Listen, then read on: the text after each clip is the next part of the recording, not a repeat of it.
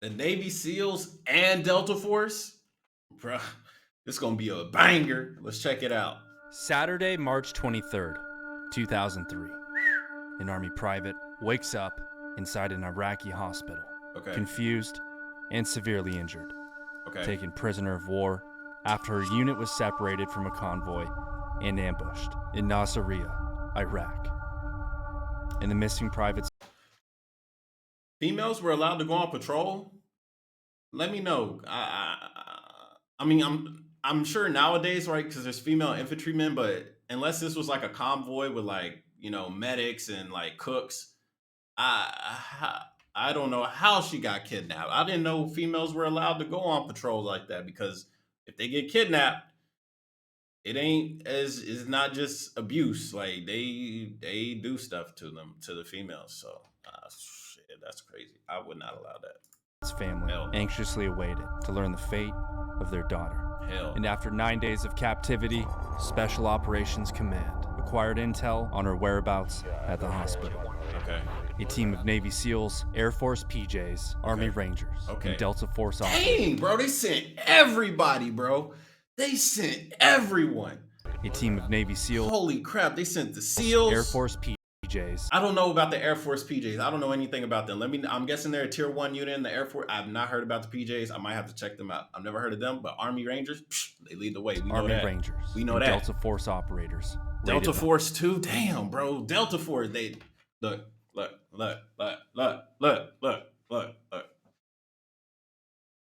Army Rangers, Navy SEALs. I don't know nothing about the Air Force PJs. Delta Force. I'm just telling you. Breaching any and all doors in a daring rescue mission to recover and bring home Private First Class Jessica Lynch. This is the declassified story and footage of the rescue. Classified, declassified, and footage. Sheesh. This video gonna get demonetized 100%.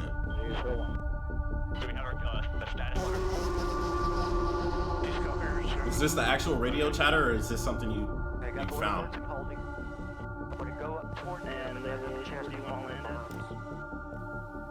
Come on, man. Let's get this girl. Okay, no, that's legit.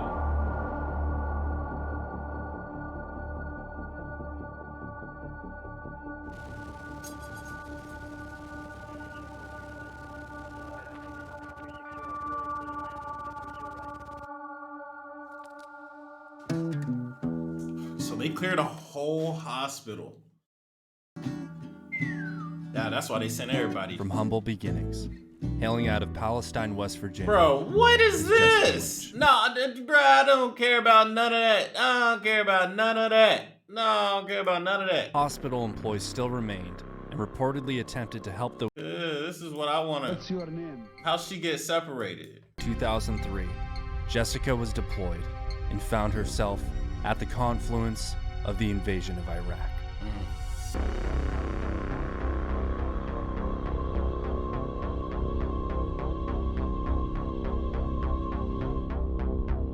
On March 23rd, Jessica was part of a 100-mile-long, 600-vehicle convoy.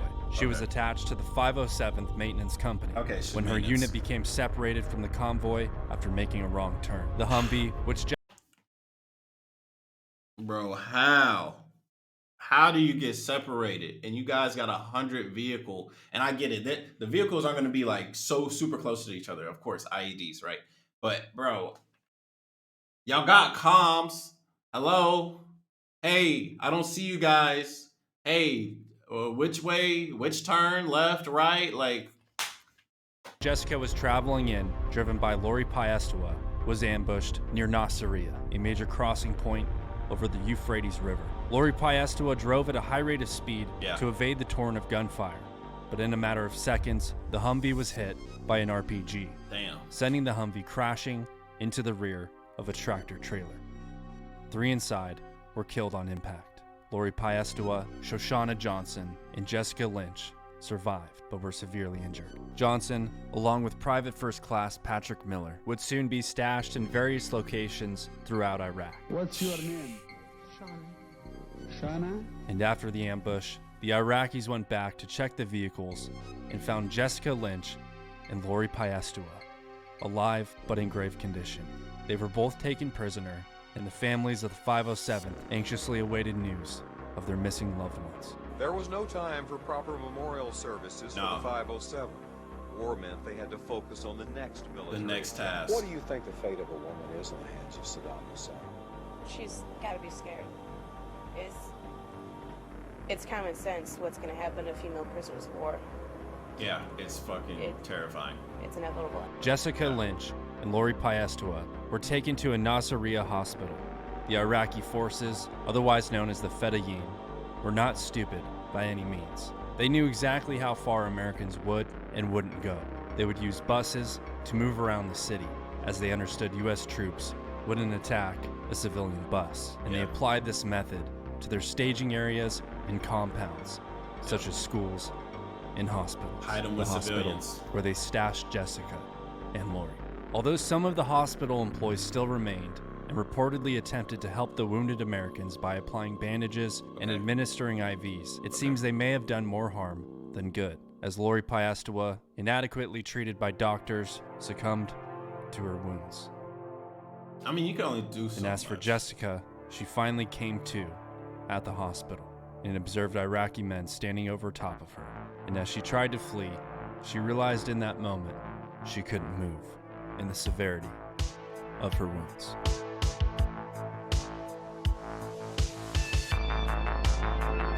Fractured spine. Oh my God.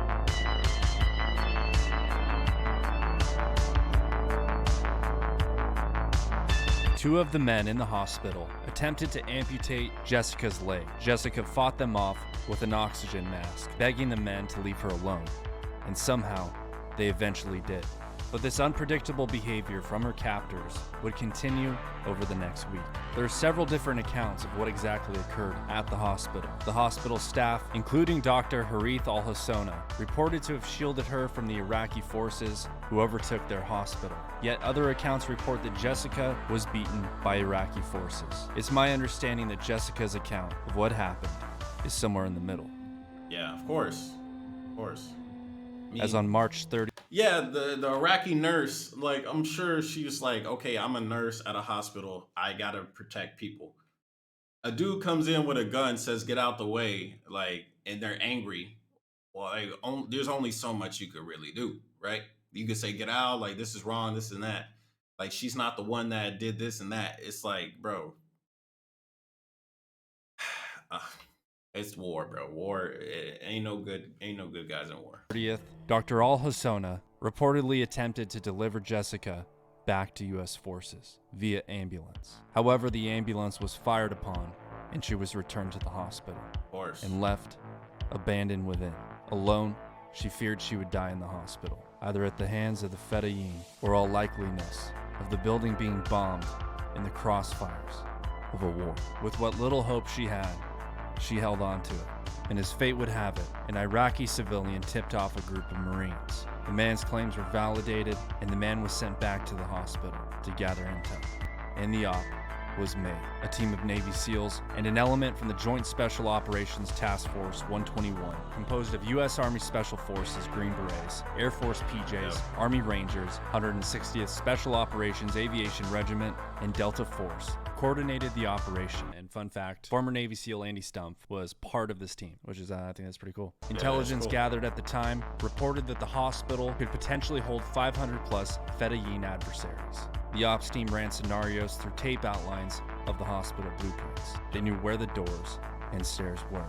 The op would run a decoy in the streets, directing overt actions away from the hospital. Smaller birds would land on the roof and deploy snipers, while a half-gaff of Black Hawk helicopters and a Humvee ground crew would rendezvous directly at the hospital and make entry.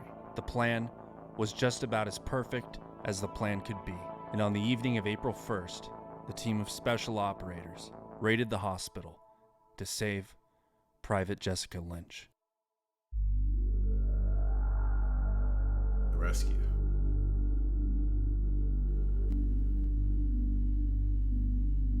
Open, guys. Real good. You can probably start swinging. Tony, looking at 3 o'clock. Now to R2, we're gonna start swinging for the building. Roger, you're clear. Looking good. We go past them, John. They should be stopping right now. I'm okay to pass. 2-1's coming out. 2-2's coming out. Okay, looking good, John. Power at, I got you, 96, 80. Power and altitude. Power and altitude. Looking good. Tony, searching the highway. Looking good, John. 100 feet. Power. Searching, 87. searching. Coming right over the building. Don't blow by. I'm okay. Over the building. I'm good.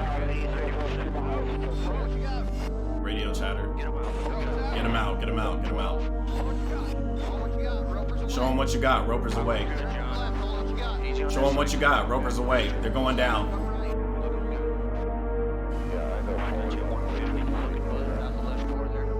On the left over there. Can you guys see anybody, something?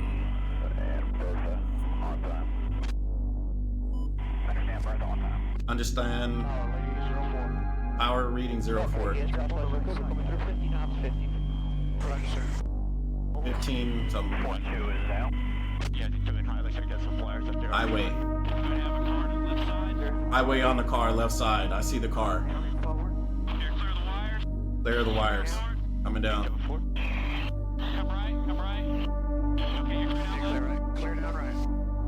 Clear down right. Okay. Side of the building left. Left. Do not go down until I say down. Go ahead. Keep an eye on that corner right out there about 9:30, 10 o'clock. Roger. Convoy. Yeah, sure it is. Yeah, I've seen just a little bit of tracer fire going from our tail. I've seen a little bit of tracer fire. So somebody was shooting. They got tracer rounds in their rifles. Should be good. They're working lights. Or at least the outside lights. I think he said kill the lights. Let them run.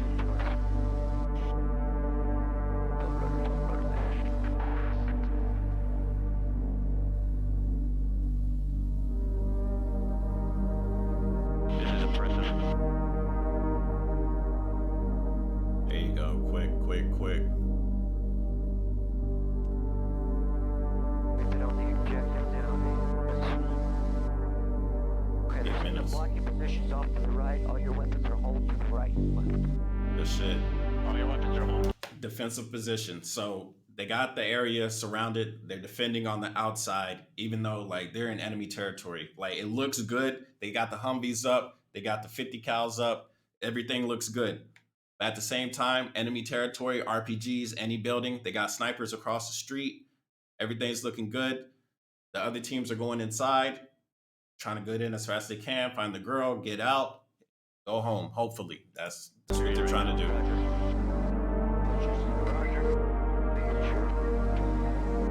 They're doing this shit at nighttime, obviously. When they said tracer rounds, you can see them. When you see a tracer round, you can see that shit.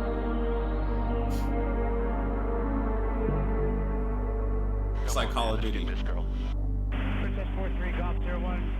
Passes, touchdown, over. Touchdown, that means they landed. 4-3, that's their, that's the 4-3, they're the fourth ones in the third unit. Touchdown, some shit like that.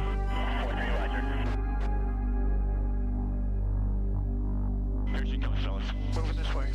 Okay, right now we've got Kilo bombing up. Kilo what? Radios. The stack there. Kilo bombing up. Both radios. Something radios. Stack there to the left. Stack to the left, 0 right. Do we have there to the left? Something go left, you go right. Do we have our the status on her? Please go here, sir. Okay. Cool. They got the little birds in holding. Little birds moving. Go up towards them and let them chance to fall in. All in.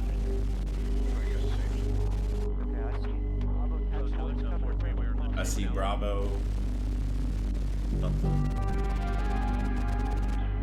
Roger, SoCal. That's full view landing Bravo. Roger, call sign, whatever their call sign is, acknowledging. Roger, SoCal. That's full view landing Bravo taxiway, intersection Bravo Delta. Okay.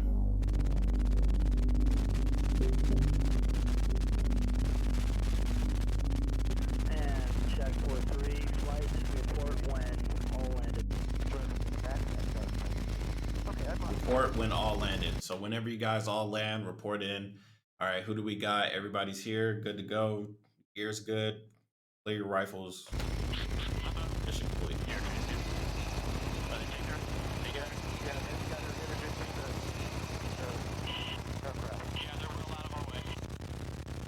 Good work.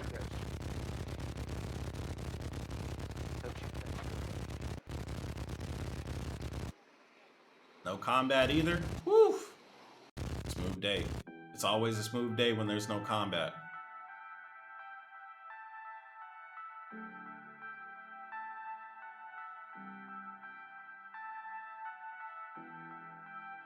The operation went as smooth as possible. The intel of the 500-plus Fedayeen was a bust. However, according to the acting inspector general of the DoD at the time, the team received enemy fire from the hospital and the surrounding buildings, but neutralized the threat without suffering casualties. 11 bodies were recovered at the same time of Lynch's rescue, 9 from a shallow grave site and 2 from the hospital morgue, including the body of Lori Piestewa. On April 3rd, Jessica arrived in Germany and had her first round of surgeries.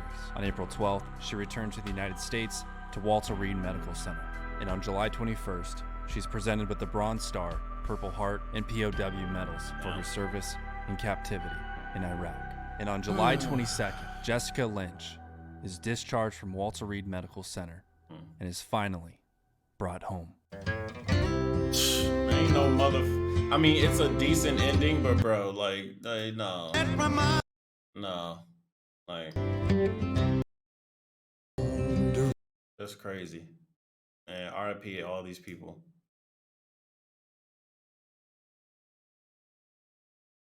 That's wild. But yeah, they did their thing, man. They did their thing. They went in, got the girl, saved the day.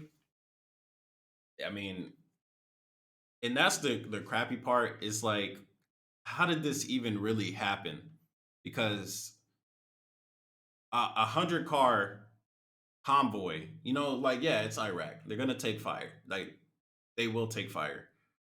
But how did they end up in the wrong location? Like, there's a couple people in that convoy. It wasn't just her and the driver. It was her, the driver, got a gunner. You got probably 2 other people there. There's got to be one person with the map. Somebody had to have the map. Somebody got the compass.